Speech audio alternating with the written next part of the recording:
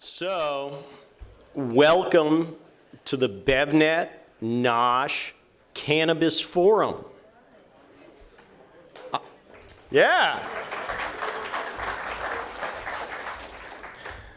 I mean, what the hell do you wear to this thing? I'm Jeff Kleinman. I'm the editor-in-chief of BevNET, and I'm going to be completely honest here. I'm, if not more, just as confused about this business as you all are. To appropriate Bob Dylan, I'm Mr. Jones. I know something is happening here. I don't know what it is. But like Mr. Jones and like Bob himself, I'm probably going to end up spending some time writing about it. So we're going to begin an inquiry into it. What we know is that cannabis has emerged as a white space opportunity in some places, and it's still a black market in others. The gradual unshackling of the marijuana business, the hemp business, the cannabis business, whatever you want to call it, is happening on so many different levels. I've started thinking about it sort of like a balloon race. You say go, and everyone just sort of drifts in their own direction. And the winner is the balloon who goes the farthest before falling back to earth. So, from what we've seen, we're not in any position to pick any winners. But we're watching the race closely, and we're trying to learn, like a lot of us here, the rules as we go. In that, at least, I think that there's a strong parallel to the old black market roots of cannabis, in that they were based on trust, discovery, and some danger. So let's keep our responsibility to trust each other, to honor our search for discovery, and be aware of the danger in mind, and be aware of the danger that lurks as we examine this business. The questions are endless. Will cannabis save agriculture? Will it save the family farm? Will it kill the liquor business? Or will it become its puppet? Will it kill Big Pharma? Or become its puppet? Will it kill us all? Or just help us better appreciate puppetry?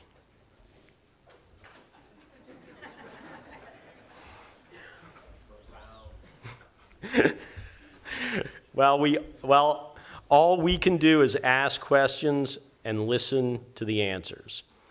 I want to identify our lens here, an honest evaluation of the ways the growth of the cannabis business is going to create both opportunity and risk for food and beverage entrepreneurs. What the points of connection are, where the lines of business need to be constructed, where they exist already. So to honor my confusion, let's keep a learner's mentality. We've got at least this broad focus of food and beverage, and we're gonna ask questions, and we're going to hear from some of our new balloon pilots about the design of their vehicles, what they're seeing on the journey, what's dragging them to earth. Like the folks at a balloon race or a dead show, all we can do is light them up and see where the winds take us, which is a lot like what made all those interactions with cannabis so enjoyable for so many years. So for our first set of questions, we're going to turn to a team of people drawn from different areas of the cannabis industry, whose expertise also corresponds with the more conventional ideas of how one constructs any industry: finance, product, supply, retailing, branding. These are things that support the food and beverage businesses and are similarly the areas that are going to exist as cannabis and CPG converge as product types. So how can they support each other? How can they build a cooperative industry? How do you know who to trust? Well, you can trust our panel. And on that panel, we have Hesaam Moallem, the CEO of Charlotte's Web. Come on up, guys. Which is the country's best-selling CBD extract brand. Errol Schweizer, a co-founder of THC-based beverage brand Mood 33 and a former Whole Foods global buyer. Evan Eneman, say hi, Evan, who's an investor in the cannabis business through Sands Road and one of the co-founders of Casa Verde Capital before he left. And Adam Miron, who's the co-founder and chief brand officer of HEXO, which is a leading Canadian cannabis company that recently partnered with Molson Coors. Now, the title of this panel is Creating a Cooperative Industry. So we're gonna try and explore how we do that. Now I'm gonna ask each of you to talk a little bit about where you're coming to the industry from, what the gray areas you're most concerned with when it comes to making it work, and what some of the main challenges you see as being to creating a more cooperative industry when it comes to that crossover of food, beverage, and cannabis. So let's start with Errol. Yeah, thanks, Jeff. I want to appreciate BevNet for convening this forum. It was one of the first projects I entered into after I left Whole Foods almost 3 years ago, was looking at the THC and CBD space. My own experience in that actually goes back about 20 years, where I helped start a campaign to overturn the Rockefeller drug laws in New York State, which was a really draconian mandatory minimum sentencing. And so a lot of my work over the years has gone between food and beverage and legalization, but also criminalization and why folks are actually going to jail. So just in general, I see challenges as well as opportunities. I'm pretty positive. It's kind of funny, the tone of some of the questions from BevNet, I think felt a little neurotic. Like we're very concerned about these challenges, but the reason why I'm here, and when you look at the panel and all the folks that are doing work in this space, is there's so much opportunity. There's just so much upside for those of us who can get together and, as BevNet said, cooperate, collaborate to figure things out. And a lot of it has to do with regulations. And just one thing that's really timely right now is the Farm Bill in the United States, where the clowns in Capitol Hill are probably going to get their act together and pass a Farm Bill. And one of the things that's on there is language about hemp. And I think it's important that the cannabis world hitch our wagons to the hemp world as much as as more than we have in the past, because that framework that they're setting up for hemp in terms of looking at navigating around banking and finance and insurance regulations or interstate commerce to really ease the pain for producers, manufacturers, distributors. And so that's happening right now. And I think I want to just throw down the gauntlet and say that what we need to start thinking about and doing as an industry is collaborating and cooperating for lobbying, for looking at relaxing some of the really ridiculous regulations which have their legacy all the way back to the reefer madness of the 1930s, and making sure that we create more of an environment where we can do these things, because at some point in the not too distant future, 50% of cannabis sales are going to be CPG. And that's what we're seeing in some of the states where it's legalized. So I'm really proud to be here, and thanks for hosting this, Jeff. Thrilled to have you. Evan, tell us about yourself. Yeah, thank you again for having me here. So I started out in the space about 4.5 years ago, and the focus was really twofold. One was on investing on the ancillary side of the industry, and the purpose for that was really to help build trust and transparency. And that was really a goal from the start, because we're, to everything Errol is saying, we're sort of competing with a lot of factors that were intended to suppress the growth and the opportunity that industry has. And part of that came out of internal competition, illicit markets, things that most people wanted to see continue because it doesn't allow for industry growth. It doesn't allow for regulatory change at a rapid pace. And what we've been able to see over the last 2.5 years, really and truly in the last year almost, since regulatory change has happened in California at the very least, is this rapid pace of evolution of an industry that has been around for millennia, but really decades now. And my involvement has really progressed from investor to advisor and strategist in ways that we help through my creative agency and through my professional services firm as well. But the goal has always been, how do we help to enact change and positive change? How do we educate operators on how to run their businesses? How do we give them the tools that they need to understand their financial models and cash flow so that they can actually run their business in the way that they need to? And at the same time, how do they comply with the regulations that we have, given that they're disparate across multiple jurisdictions, both domestically and internationally? And so my focus has been on helping understand that regulatory environment and helping to navigate that. Originally on the ancillary side, and the focus now with Sandslink Capital is on the brand and licensed operator space and the infrastructure that we still need to marry the cannabis space and the latent demand with what CPG has been in a mature market, given that it is also heavily regulated, and making sure that those that are trying to bridge that divide do it in a way that is responsible and respectful of those who have been able to build the industry over the past few decades. Before we start, Evan, I just wanted to ask you, how conscientious do you feel most brand owners, operators are within and in terms of awareness of the regulatory confines they're operating in? Well, they're certainly conscious of it. Some don't really care so much, which is where you see a lot of the innovation that's pushing the boundaries, and they'll look more to litigate. Others will play within those boundaries. So I'd say you're probably 50-50 on those who want to just work in what we have right now, and those who are willing to push the envelope or willing to take the risk beyond what they're currently able to do. CBD is a great example of that because it's been great for so long.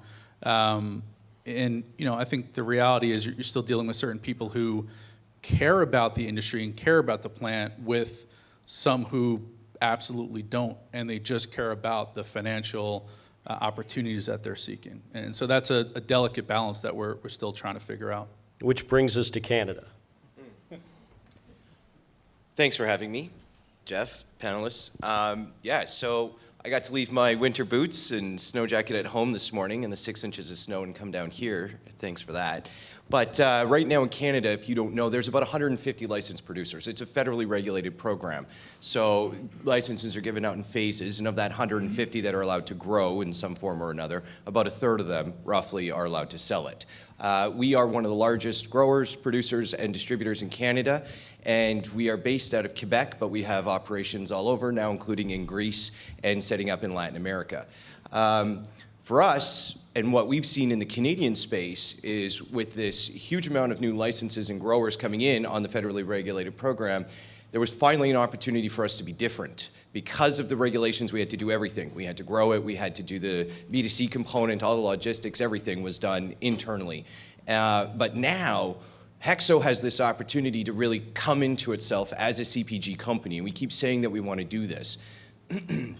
While we have two very strong product lines of our own products that we sell, including some sprays, capsules, dried products, what we're really looking for now is partnering with very large players, just like Molson Coors on our joint venture in the beverage space, and we're looking to continue to do that effectively in a hub and spoke model across the rest of everything. So food, I think there's room for a couple of partners in the food space for us, cosmetics, health, and a number of other places.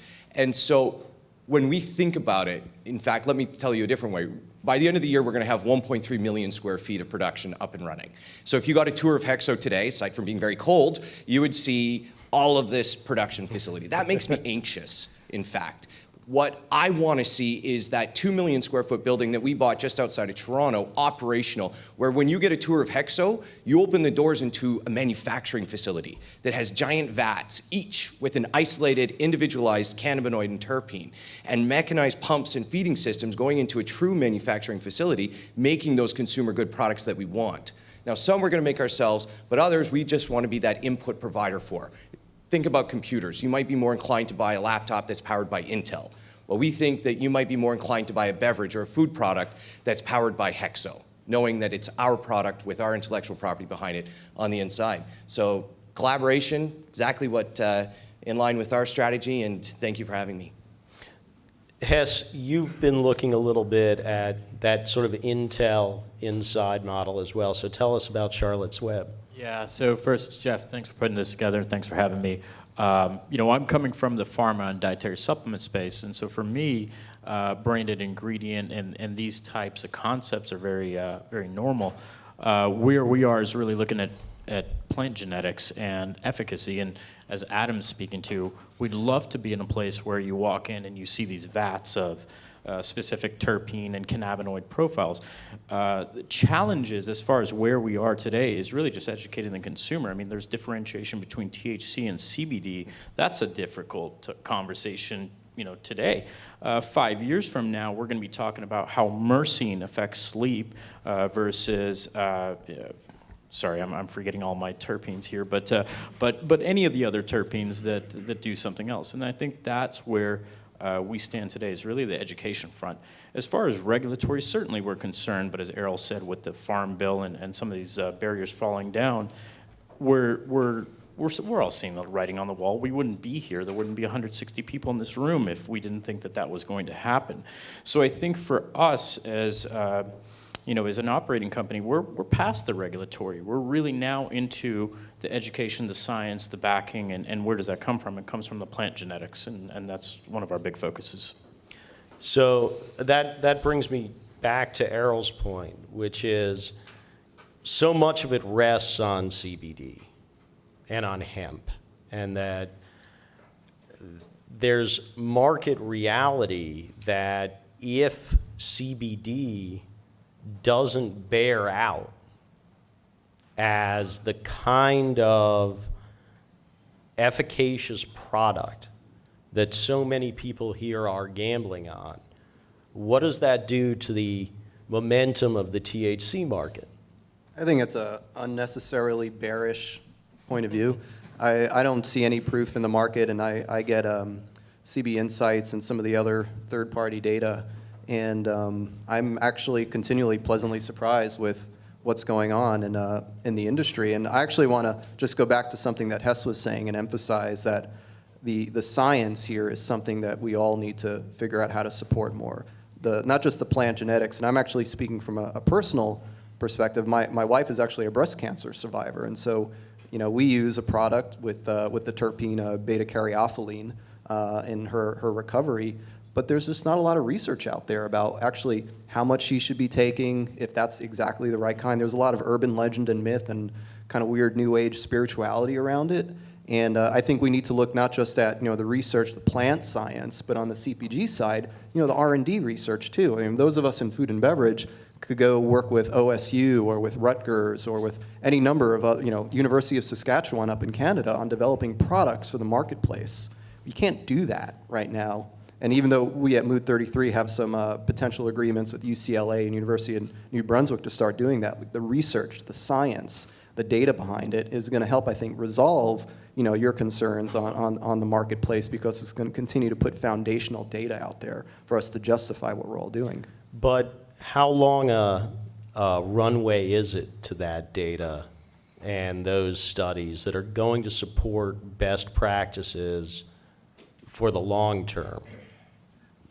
Go ahead, Evan.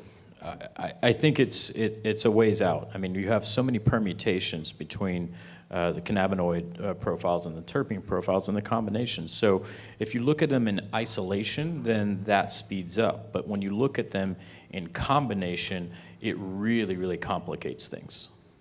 But I think to that, it's not going to slow down the consumer market products. Yeah, Look, we're way ahead of research right now in terms of the industry and the brands and what we're going out and doing, and that's fine. I think CPG in general gets out very far ahead of health claims anyway, yet they still make health claims. So, there's research that will catch up. There's been research that's been going on for quite some time in markets like Israel, and we're just starting that here in the US with some of the best research institutions in the world. So that will happen at an accelerated pace. To your point, it'll be in isolation to start because you have several hundred cannabinoids and terpenes within the plant itself, and exploring what each of those can do individually and what each of them can do within an entourage effect. That's going to take some time, as well as how these products will be personalized. Because this is, at least in my perspective, one plant that can allow for very much focused, personalized, whether you call it medicine or health and wellness related products. I don't think we see another plant that can do that as well as what this may be able to do once we have the research to support that. You called it medicine, and I want to make sure we think about the crowd and think about how the entrepreneurs here should be thinking about what they're doing. Are they better thinking of themselves as building food and beverage brands or cannabis brands? I mean, how, Errol, as a former retailer, how would you merchandise this? Yeah, and it's probably still current retailer too. The thing that I would say, and I think what we believe at Mood 33, is that CBD and THC are ingredients, and they're functional, ingredients with numerous benefits that are still being discovered. You look at caffeine or ashwagandha or goji berry extract or acai and any number of superfoods and wacky things that we've pioneered, in the natural food industry on one hand, and look how popular they are. And there's some benefits that have been ascribed, by myth and legend, and some, by experience. And then there's more science coming out on the one hand. And then on the other hand, you look at the irrational level of scrutiny and regulation on CBD and THC versus, say, glyphosate. And look how much glyphosate is showing up in kids' breakfast cereals. Or the fact that, the USDA is looking the other way with the development of gene drives and talent and CRISPR GMO technologies. Yet, the amount of scrutiny on these products, which have been used for tens of thousands of years. And so I think the positioning that we have is that, these are functional ingredients, and there's essentially a sprinkling of pixie dust in our products, whether it's 10 milligrams per serving like we have with Mood 33, or maybe some other products with a bit more than that. But relative to the overall volume of product, I do believe that it should be positioned as CPG, and we should relax this framework so that we can include these products, these ingredients, just like we do with any number of other functional benefit superfoods. Yeah, if I could just add to that, I was talking to my dentist, of all people, last week, and she told me that her daughter has developed an ibuprofen allergy. And then she went on to tell me that her daughter can't use most toothpastes. She can't use most shampoos. She can't use most skin creams. Because ibuprofen is in all of that in some form. Exactly to what Errol's saying, when you are thinking about your industry and CPG, and it's not just CBD, we need to think beyond CBD, but it's those inputs that come from this plant that can do the same and will be the same, whether we get on board with it or not. But the presence of ibuprofen in all those things comes after a massive amount of testing of ibuprofen. And and the last thing I want to do is appear bearish, Errol. What I wonder, though, is how quickly a replacement ingredient how far behind is a replacement ingredient we are in looking at cannabis. Well, there's a lot of research showing how dangerous ibuprofen is now, too. Certainly. And so that hasn't penetrated the mainstream towards Adam's point. So I just wanted to clarify that. Yeah, I mean, cocaine was in drinks for a long time before there was science behind that. I really don't buy the argument that we have to wait for the science before this happens. This is going to happen. It is happening. We're doing it right now with Molson Coors. We are developing this technology. I'll just add one comment there. I mean, you're dealing with a non-toxic plant. So any of the byproducts Certainly. of that is certainly, whether you researched enough or not, you're not going to have the same negative side effects as you would as some other ingredients that are used in other CPG products at this point. So certainly there needs to be more research around that, but I don't think you have the same dramatic concerns that maybe you're trying to allude to in what this industry is and how to think about it as a CPG operator or someone looking to get into the space. And to your question, is it, food and beverage? Absolutely. Is it, pharma? Absolutely. Is it textiles? Of course it is. So it's hard to, pigeonhole at this point where this industry goes and where the plant is used. But as CPG or food and beverage people, it is something to definitely take a very close look at, a very significant look at, both for your business and where you're growing, and also the business that you'll be losing from those that are actually looking at it. How did Canada and the U.S. start to play together a little better? I think the obvious one is IP. We can't export any product across the borders, but we certainly can export intellectual property. We can export how to do it, what to do. I've had the pleasure of building and running the innovation lab at HEXO, and we've won numerous awards constantly for best new products. And while I'm so proud of that, the irony is that all of the products that we really want to develop and exist in our blue sky lab, every 3 months we come down with a products team to various different states that have opened up, and we look, and these products that we think maybe one day, what if we could figure out how to do this, they're for sale. They're sitting there on the shelves. I mean, U.S. is so far ahead in terms of product development, to Evan's point, some within the rules, some flirting with them a little, but there's so much intellectual property that I think for Canada and the U.S., and not just Canada and the U.S., it's a mistake to only think of those two. You got to think about the U.K. and all of Europe. You have to think about Latin America. There's so much more opportunities than just Canada and U.S., but it comes to intellectual property and how we make these things. Looking at a North American cannabis trade association across borders, so that we could have these sort of efforts that Adam is talking about, but also unite in efforts towards access to distributors, retailers, the type of channel access that natural foods brands have. Looking at how to include hemp CBD in organic certification or DSHEA. Not only interstate commerce, in addition to the international commerce, but there's just so many aspects to this work that can be done. And what you've seen in other industries, the effectiveness of trade associations, and sometimes across boundaries, and actually making that happen. Just look at the organic industry. As much rancor as that is, it's a $57 billion a year industry just in the U.S. with significant efforts across boundaries. And yet that rancor exists with, a United States where at 3 or 4 different levels between the U.S. and Canada, the U.S. and Mexico, between the states. So is there, and I love the idea of NACTA, but how do you stitch all that IP together and create a common language? And what's the role that CPG has to play in that? So maybe part of it is not necessarily purely on the IP side, because that's really what you're trying to have as a defensible position to your brand, although the brand itself is probably the most defensible. But it is really the good practices that you can think through from a compliance standpoint. And right now, the industry does not have that. It doesn't have it intrastate, it doesn't have it interstate, nor does it have it internationally. So there are some organizations that are complying with GMP, others that are not. There are, differences in testing requirements state by state. And, in California, these products are tested more than any other food or pharmaceutical product in the world.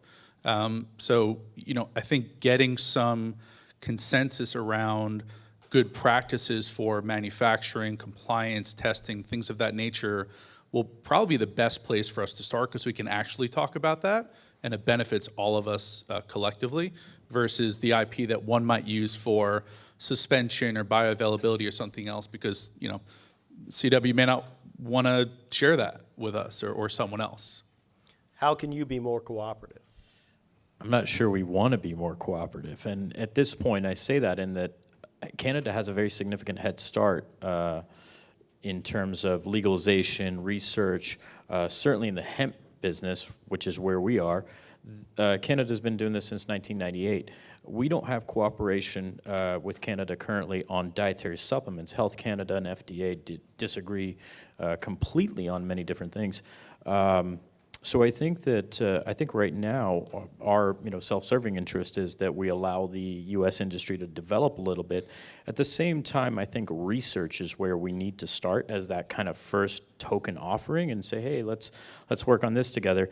But the reality is both countries are really going to be focused on their own native industries and their financials, and I don't think that that's going to happen very soon. So it's a ways down the road. The first step is really IP research and some of these things, and then some kind of greater collaborative environment. Yeah, that's where I think we want to be. So you brought up financials. Evan, I'm going to throw this to you to start. Where are the places that need to be, what are the places that need to be addressed on an investor level to enable CPG, to food and beverage and cannabis to sort of stitch themselves together in the store that they envision at Mood 33? I'm not sure what Mood 33 should be doing yet, so I'll let Errol speak to that. But in general, I think it's understanding exactly what your production and operating margins need to be, and many operators do not understand that right now. Part of that is just the dramatic changes in cost of ingredients, cost of regulation, changing regulations, whether it's packaging or ingredients or testing or otherwise.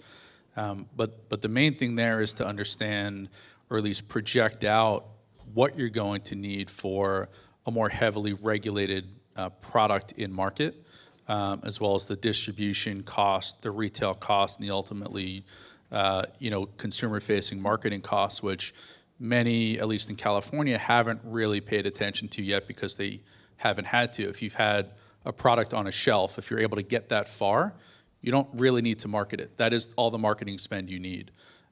Moving forward, now that we've created the regulatory framework here, and now that we have multi-state operators and otherwise, you're going to see much more significant focus on marketing spend, on slotting fees, which some retailers are now starting to think about, which you'd never had to think about before. So, for a CPG operator, understanding that the dynamics of the market is changing to be more traditional CPG is important, and where you should allocate funds and how much you will need to operate in the market going forward in 2019 is really important. And this is where food and beverage professionals come in, because as the market matures, and it's not just folks making stuff in their basements or in their bathtubs, and there's obviously capital going into separate facilities for co-manufacturing, despite plenty of capacity across outside of cannabis. You just got to use this similar math in terms of what you need for elements of cost for producing a product, in addition to the regulations, and especially with beverage, looking across the aisle to see how bottling happens here in the U.S. So the Coke bottling model, all Coke is owned, IP is owned out of Atlanta, and each state has their bottling operations in a decentralized way. And if we start positioning it that way in terms of CPG products like what we're doing with Mood 33, it's really not that overwhelming. It's not too different than what's going on, especially when we look back to the fact that our velocity is 3x what we saw when we would launch beverages in natural, non-cannabis, plus the fact that we have a higher price point. For us, it's still upside. What are the key variabilities that need to be fixed to allow sort of more products to come to market? You talked about sort of some oscillation comes to mind, but just some real swings in different cost centers. What are the ones that are unique to the cannabis business that need to be stabilized to allow better forecasting for CPG brands? I would say it's less thinking about what needs to stabilize and what needs to be removed. So, for example, you really don't have inventory financing in the cannabis space right now.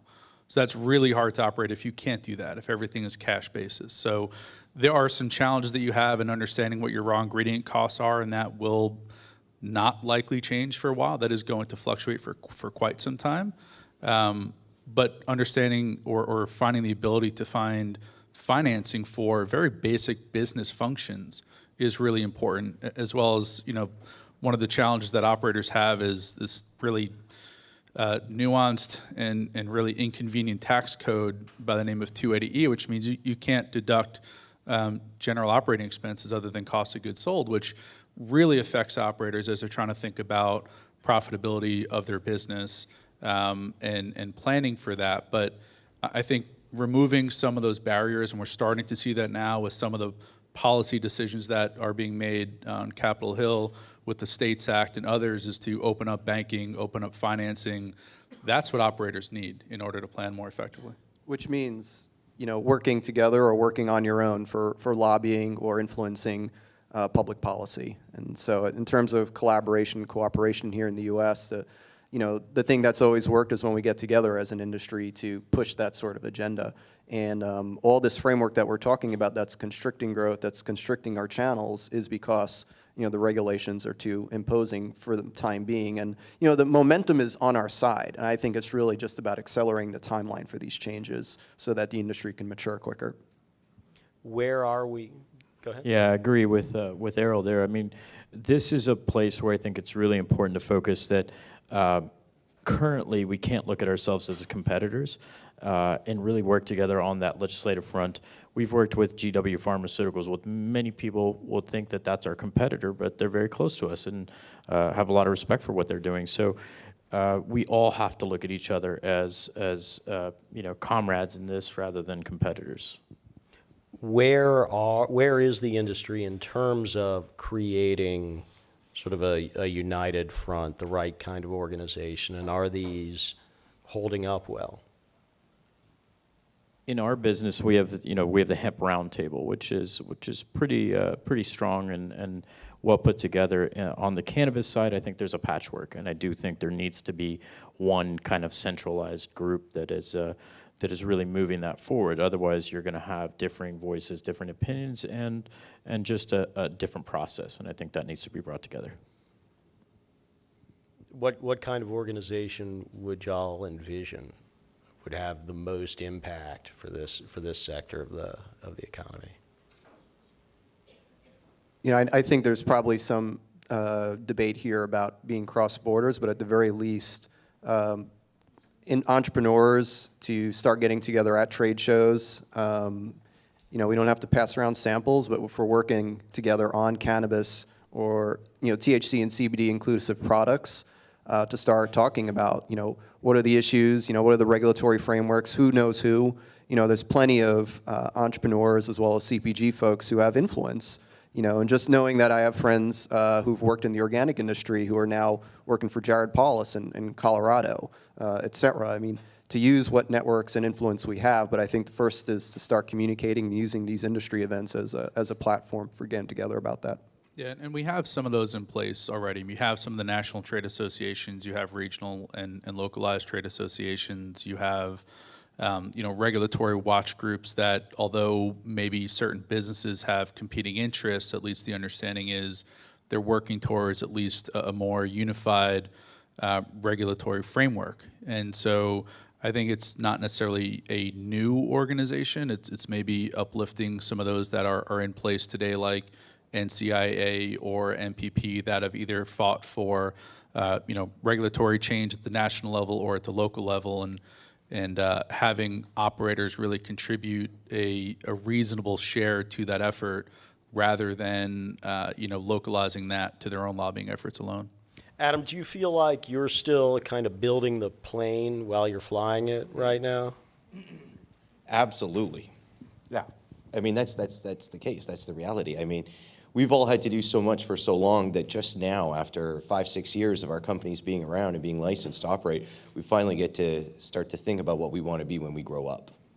Now, one of the things about growing up is finding a patron. And while I know we don't want to discuss the terms of your specific deal, I want to talk a little bit about the influence of larger strategic companies and whether what the sort of challenges and opportunities are there for building at that intersection. So tell us about your experience and what everyone else is hearing. I mean, for us, you know, whether it was the negotiations with Molson Coors or it's looking for other partners, it's you know, Errol said it. Evan said it. He said, you know, brands are probably your most valuable or undisputable thing right now. And so for us, instead of trying to go out and build a world-class shampoo brand or a world-class confectionery brand, we just want to partner with those world-class brands. We want to find the ones that already exist. They have their distribution. They're all hesitant, and you know, as discussed, sometimes American companies are less inclined to naturally gravitate towards Canadian companies to work with us, but that's what we're looking for, and I think that's how this starts to come together, is because just because they're big Fortune 500 companies doesn't mean they have it figured out. In many cases, they don't. And looking to companies like some of the ones that I've seen here today and some of the ones that will probably and hopefully come out of this today, that technology, those plans, those products are what we're all looking for. So again, brands and distribution are really key for what we're looking for, to your question. How can the cannabis industry help with brand building? I think it might be the other way around. I think it could be CPG building the cannabis industry. And I say that because it's a destigmatization. I think that's what really needs to occur. As you can imagine with our brand, we've been in conversations with many of the big Fortune 500 CPG companies and the big global players. And I could not agree more with Adam's statement. They don't have it figured out. They're still scratching their heads saying, we don't know what we want to do. We don't know where we want to go. Some of them are a little bit more bullish, as Adam has proved with Molson Coors, but or Canopy with Constellation. But there are some of them that are sitting there, you know, putting out press releases saying we're going to go into this space, but the reality is they're just dating. They're not settling down. Well, we have to settle down with this panel. So that was terrible. I'm sorry.